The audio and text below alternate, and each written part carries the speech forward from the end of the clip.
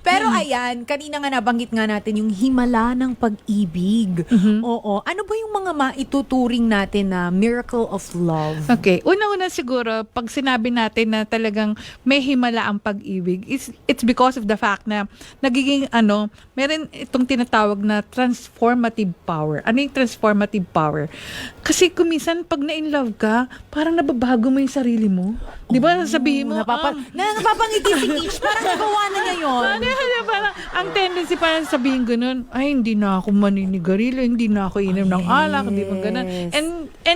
And it even comes to a point na nagiging better version ng sarili mo. Di ba? Yes. Yan. And then secondly, siguro, sabihin na natin ang power ng love, it's yung yung unexpected nature na kumisan nakakagulat, hindi mo ina-anticipate pero dun ka makakakita ng taong mahal mo. Ay, totoo. Di ba parang, ay, ba't ganun? Yes. Di ba parang hindi naman ako naghahanap dito sa Totoo lugar na to. yan. Oh my God, may naalala. May naalala ko, charet. Pero totoo.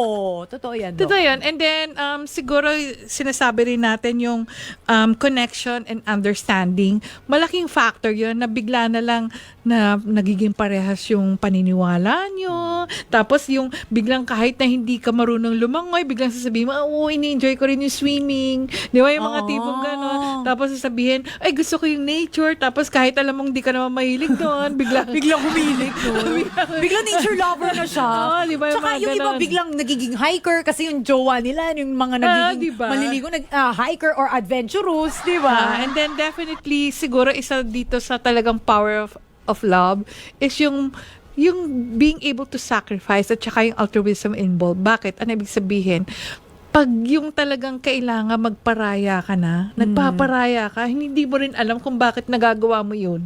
Siguro dahil sabi mo nga, mahal mo yung tao, kaya you're setting this person free, or kaya naman kung talagang hindi na kayo dapat sa isa't isa, ginagawa mo yung paraan na maging maayos yung paghihiwalay nyo, hindi kaya nang sasabihin mo ng basa-basa ganun lang eh.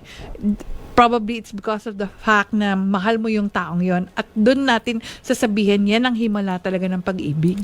Maraming nagagawa.